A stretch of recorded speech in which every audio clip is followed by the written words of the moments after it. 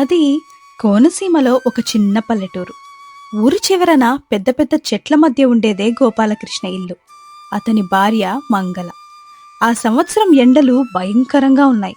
బయట అడుగు పెడితే చర్మం కాలిపోయేలా ఉంది. కానీ గోపాలకృష్ణ ఇల్లు మాత్రం చుట్టూ చెట్లు ఉండడం వల్ల చాలా చల్లగా ఉండేది. ఏమోయ్, ఈసారి ఎండలు బాగా ముదిరిపోయాయి కదా. పట్నంలో కాంక్రీట్ ఇళ్లలో ఉండేవాళ్ళు ఎలా తట్టుకుంటున్నారో ఏంటో. మన ఇల్లు ఎంతైనా నయమబ్బా. తోట నీడని ఏసీ లేకపోయినా హాయిగా ఉక్కపోత లేకుండా ఉంటుంది. అవునవును, మన ఇల్లు చల్లగా ఉందనే కదండి అందరి కన్ను దీని మీదే ఉంటుంది. మీరేమో అందరినీ రమ్మని పిలుస్తారు, తీరా వచ్చాక ఇక్కడ వండి వార్చలేక నా ప్రాణం పోతుంది. సరిగ్గా మంగళ భయపడినట్టే అయింది. మే నెల మధ్యలో గోపాలకృష్ణకి వరుసకి బావగారైన పరమానందం, ఆయన భార్య సూరమ్మ లగేజ్ బ్యాగులతో దిగారు. అబ్బా, ఏ మెండల్ బావా! పట్నంలో నరకం చూసాం. అసలు కరెంట్ ఉండట్లేదు, ఊపిరాడట్లేదు. నీ ఇల్లు చల్లగా ఉంటుంది కదా అని లగేజ్ సర్దుకొని వచ్చేసాము. 1 నెల రోజులు ఇక్కడే ఉండిపోదాం అనుకుంటున్నాము. అవునన్నయ్యా, పట్నంలో ఆ వేడికి వంట చేయలేక చచ్చాను.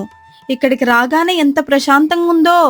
అన్నట్లు పొద్దుటి నుంచి ఏం తినలేదు.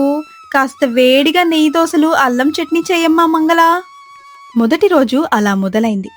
ఇక అక్కడి నుంచి ప్రతిరోజు ఆ చుట్టాలకి నోటికి రుచులు ఎక్కువైపోయాయి. పొద్దున్న లేచిన దగ్గర నుంచి రాత్రి పడుకునే వరకు మంగళని వంటగదిలో నుంచి బయటికి రానిచ్చేవాళ్లే కాదు. పాపం మంగళ ఆ మండుటెంటలో వంటింట్లో పొయ్యి ముందే మగ్గిపోయేది. గోపాలకృష్ణేమో వీళ్ల తిండి ముచ్చట్ల కోసం రోజంతా ఎండలో తిరిగి పాలు, పెరుగు, తాజా కూరగాయలు మోసుకొచ్చేవాడు.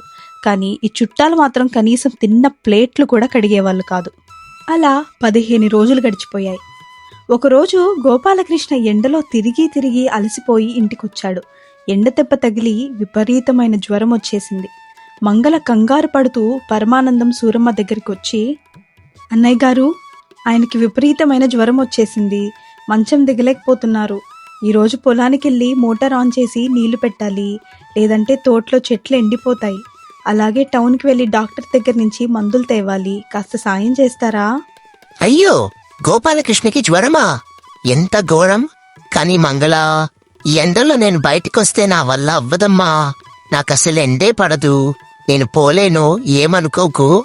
అవునమ్మా మంగళ, రైతన్నకి జ్వరాలన్నీ మామూలే కదా. కాసేపు పడుకుంటే తగ్గిపోతుందిలే. అన్నట్లు టైం 2 అవుతుంది, ఆకలేస్తుంది.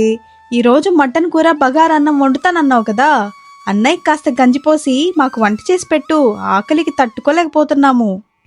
పక్క గదిలో ఉన్న గోపాలకృష్ణకి ఈ మాటలు చాలా స్పష్టంగా వినిపించి కళ్లల్లో నీళ్లు తిరిగాయి. నేను ఎండలో ఇంత కష్టపడి వీళ్ళ నోటి రుచులు తీరుస్తుంటే నా ప్రాణం మీదకొస్తే కనీసం మందులు తేవడానికి కూడా వీళ్ళకి మనసు రాలేదా? కేవలం సుఖపడ్డానికి, ఫ్రీగా తిండి తినడానికేనా వీళ్ళొచ్చింది అని మనసులో అనుకుని చాలా బాధపడ్డాడు.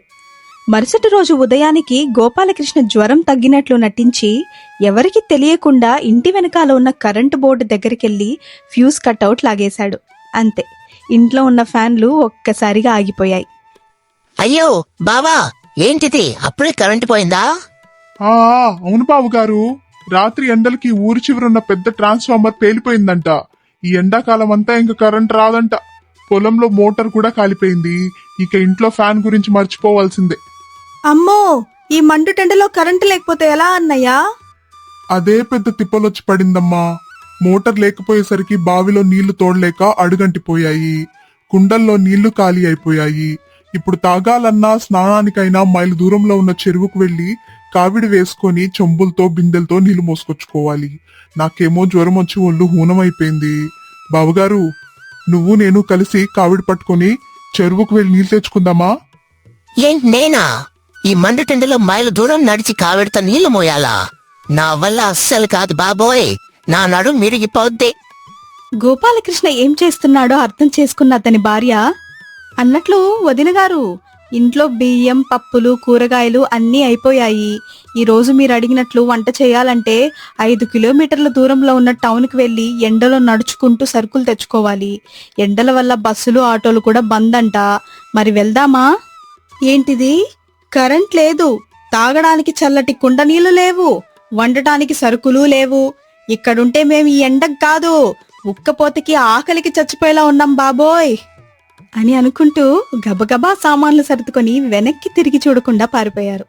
వాళ్ళు వెళ్ళిన 5 నిమిషాలకి గోపాలకృష్ణ ఇంటి వెనక్కి వెళ్లి ఫ్యూజ్ కట్అవుట్ పెట్టేశాడు. ఫ్యాన్లు మళ్ళీ తిరిగాయి. గోపాలకృష్ణ మంగళ అప్పుడు కుదుట పడ్డారు. మీకు కనుక ఈ కథ నచ్చినట్లయితే లైక్ చేయండి, షేర్ చేయండి. మన ఛానల్ని ఫస్ట్ టైం చూస్తున్నట్లయితే సబ్స్క్రైబ్ చేసుకోవడం మర్చిపోకండి. Thank you very much for watching.